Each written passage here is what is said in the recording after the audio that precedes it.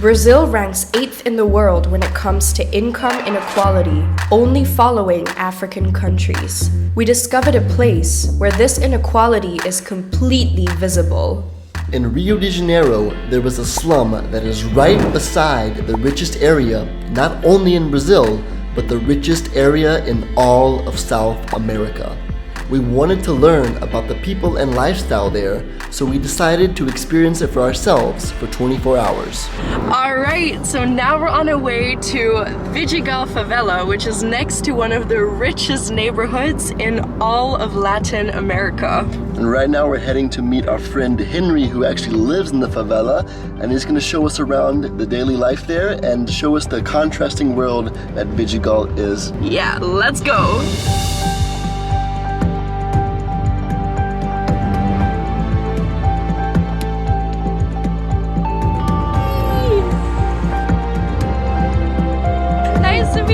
Right now we're about to go up to Vidigal and into the favela. Is there anything we need to know before we go in? Robbing is not allowed in the favelas. Like in here, Vidigal, you don't have to worry about the camera. People won't steal from you. No worries about theft.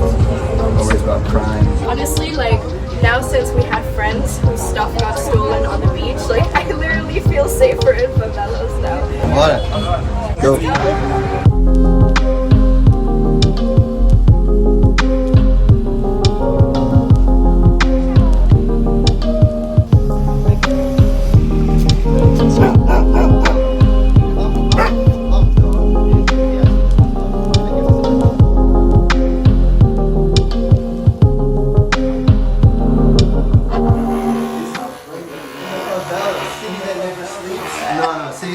No. Construction that never stops. Yeah. Check this view out. Wow! We actually researched and found out that Leblon is the most expensive square meter residential area in all of Latin America. Here is the most highly rated, highly expensive hotel, and here is the favela. So like, I'm kind of confused at how a favela gets right next to like the most expensive area in South America. So Urbanization. Urbanization. All of this area was just a farm. That was it. There was nothing else. How does a guy from New York City that was born in America get to come to a favela, and why do you choose to live here? Like, why are you here? So I came here for the World Cup. So in like 2016, in the end, I decided, all right, well, I'm gonna stay. Sometimes you just kind of have to let things go with the flow, and the flow literally brought me here. If you look at some houses, you can see they have like 50 water boxes. If the water stops, you only have your boxes. You then have to conserve until 1, 2, 3, 4 days until the water comes back, right? You can hear our water running. That's really lucky. But right now at my friend's house, it hasn't been running for 4.5 days, and he's at the bottom of his water box. You wouldn't assume that somebody who lives less than 1.5 miles from them would have days where we don't have any water. You don't get this in New York City. I don't know if you know that, but no, you don't. And I'm wondering, like, how much something like this costs. Like, for me, this seems like $1 million view. You know what's interesting here in Vidigal? Almost every single house has this kind of view. Really, the average rent, if you're looking like studio-wise, 600-700. I mean, for AI. So we were actually looking yesterday at Leblon, Ipanema, like the areas, just to get a feel of these two contrasting worlds. And we realized that most of the people that were working at the beaches were all living in Vidigal. So that means both sides actually need each other. Absolutely. Like, everything is intertwined. The outside world needs the favela, but the favela needs them. But unfortunately, there are so many prejudice. Do you ever feel like in any danger at any time while you've been here? I have been in danger here. There was a day where the police just kind of rode up here, and there was a shootout. My son was like right in front of it all. And you can only think like, God, you feel so helpless because you have a son that's there in the middle of a shootout, and what are you gonna do? You can't just run down there, and you just have to wait, you know? Yeah. That is the dangers that a lot of residents have. My question is, how is there a possibility to solve this? Education. Yeah. 95% of drug dealers don't have an education after 8th grade. If you stay in school, you drastically reduce your chances to become a drug dealer, to enter into this life of crime. The only real way is education, and Rio de Janeiro has the poorest education in all of the states. Just last year, there was 21,000 kids here in Rio without a space in the school. Whoa. 21,000 kids that are now at the possibility to become drug dealers. It's a vicious cycle and battle.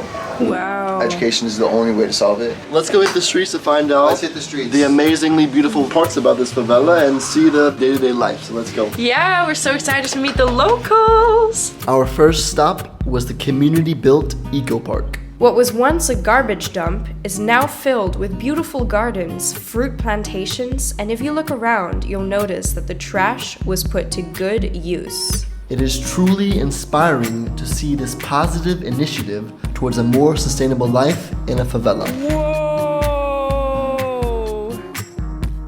She's probably gonna bring various things up. It's just her. It's just her. There's nobody to call. There's no moving company There's or no something? moving company. She's gonna take it up. I'm already sweating going up just like that. One thing's for sure, when walking through the alleyways of a favela, you're bound to bump into some cute little friends on the way. So here no one pays for electricity, but my question is, how does the electricity work if no one pays for it? There's a thing called a CAT, gato. And a gato is basically a service that allows you to bypass the registry of your electric. The majority of people do this and have this in every favela, which puts a massive strain on the electrical system. When the police are coming up here in the community and there's drug dealers in one of these areas here, they shoot at will, fire at will. You can be riding the motorcycle and then bullets can start flying. There's been motorcycle taxi drivers who've been hit and random people have been hit. I mean, it's rare, but it can happen. These right here are like bullet holes in this wall.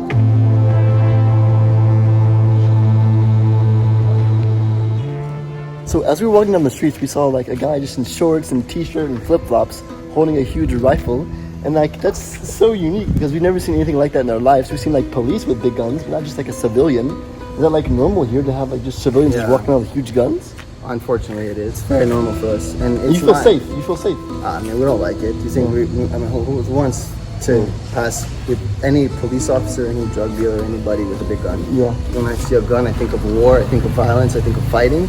I don't think of peace. I don't think of security or safety. And all the residents pretty much feel the same way. You ever feel like one of them will ever like harm you, or they're just like trafficking? They're just like securing their own. They're doing their job. Yeah. They're securing their own property and their own business. I mean, they don't mess with any of us. E aí, vai fazer trabalho aí? Bonsoir, boa tarde pra vocês. Você gosta de morar aqui? Eu adoro. Isso aqui é um céu pra mim. Se existe céu, isso aqui é um céu pra mim. Sério mesmo. Tudo de bom pra vocês. Sucesso. Bom sucesso. Here in the favela, you'll find various small businesses, like this one. A lady selling her old clothes in hopes to make a little spare cash for her and her family. And just like the lunch we ordered next, instead of a separate store, most people here have their businesses inside of their house. So you have some fish, macarrón, which is fish, spaghetti. How is it? It's so good.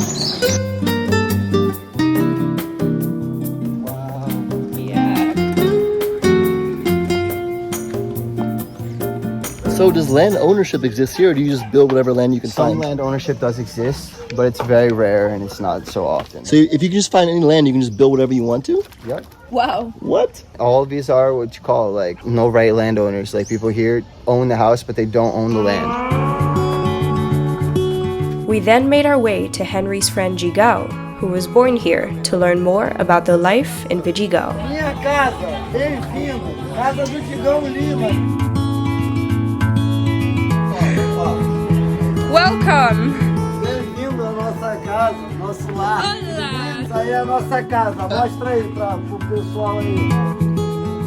Sim. Lá embaixo, eles pensam da gente aqui que aqui é um lugar perigoso, real. Em tempos de operações, em tempos de conflitos, sim, lógico. Mas olha o tempo como agora, o tempo como a paz está reinando. Olha como é que é lindo. Por que você gosta de morar aqui? Porque o que eu tenho pra mim é aqui. Então o lugar onde você nasceu nunca sai do seu coração. Não sou perigoso aqui, é muito bom pessoas com coração aqui.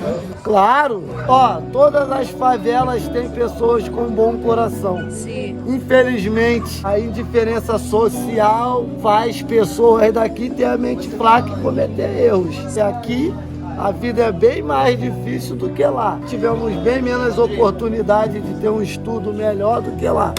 Do you feel equal to the people in Ipanema and Leblon? Claro que não. Impossível se sentir igual. In what ways? Igual. A classe social já mostra que é diferente. Pode ser que more alguém lá que não vale mais, vale menos do que eu, mas eles se sentem lá em cima. Até porque estudaram. Aqui tem pessoas que não seguram a sua fé e querem viver uma vida mais fácil. Eles generalizam como que se fossem todos. Claro, não todos deles que generalizam, mas uma grande maioria tem um preconceito dentro de si. And then Gigao invited us to our first Brazilian barbecue party with this breathtaking view, and this sink turned into a DIY grill. Alright, so we got invited to a Brazilian barbecue, and the thing is, we don't eat meat, so there's nothing that we can eat here. Here behind me, you can see that everyone just builds their own houses. Even though they're not construction workers, they just build it. As long as it keeps the rain out, they don't really care. So that's what it looks like. I love you, thanks so much. Are you from Vidigal? Thank you very much. Até a próxima, volte sempre. Isso é a nossa realidade, não é o que o mundo imagina. Sim. O que você quer que todo mundo sabe de Vidigal? Aqui é um lugar legal e você pode fazer muitos amigos. Oh, that's so sweet. To bring this day to a beautiful closing, Henry's family cooked us a traditional Brazilian dish called moqueca, which we enjoyed right before sleeping under the night sky. Alright, here is our sleeping setup for the night. We built ourselves a little mosquito fort here, and we have such an incredible view here. So we're going to sleep now, and we'll see you tomorrow morning very, very early. Boa noite.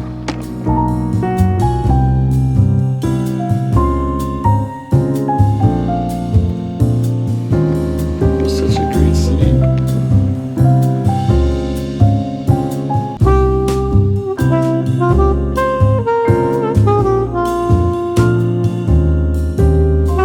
Here we have an amazing breakfast. Stop. And then I look out the view here, and I see like the drug dealer just like waving his gun in the air, being like, "Yeah, bom pachichi, let's eat."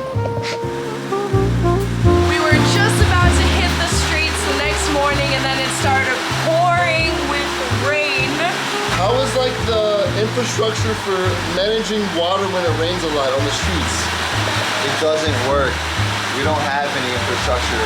How do the streets look when it rains a lot? Think of a whitewater rafting experience kind of mixed with some raw sewage, trash, and a couple dead rats. It's nice.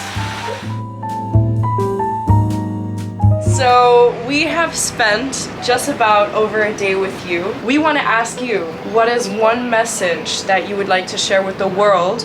If a little bit of people have a little bit more compassion, if somebody sees this video, and they decide, well, today I'm going to be 10% more understanding of what's going on in the favela, in the communities, you're opening a world for progress and a world for change. If you want to see the real reality and the real situation of a human being, look at someone at their top when they're with wealth, with income, with comfort and security.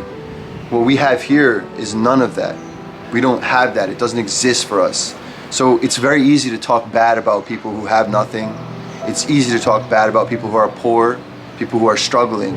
Give us more of a chance, because there's millions of people that come here every single year, and they write off the favela as a no-go zone. Be compassionate, open yourself up, and see the world, guys.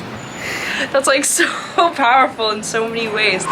Okay, so we're about to leave the most beautiful slum in the whole entire world. We literally Googled what is the most beautiful slum, there was no result, and we officially Have deemed this deemed the this most place. beautiful slum in the world. Yes. It's a little contradicting because you think like what slum can be beautiful? I mean, there Yeah. are many hardships and pain that do exist here, but there is a lot of beauty and love. There are so many things that have impacted us. Even if you don't physically have the opportunity to visit a favela, maybe question your perception of the favela, because we don't always know the reality. We only know the story that is being told to us, and we never know if the story is true. So in a world where there's so many divisions and separations and social inequality, what I've realized is that like we're the same in so many different ways. Our wish is that we see each other more as the same rather than different. It was a really powerful journey for us to be here, and if you guys enjoyed this video and actually learned something new,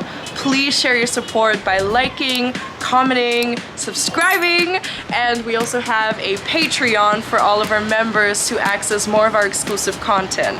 Thank you guys for watching, and we'll see you in the next video, whenever that is. Who knows where it'll be? Maybe another country? I don't know. Maybe another country, maybe there's still more that's calling us here.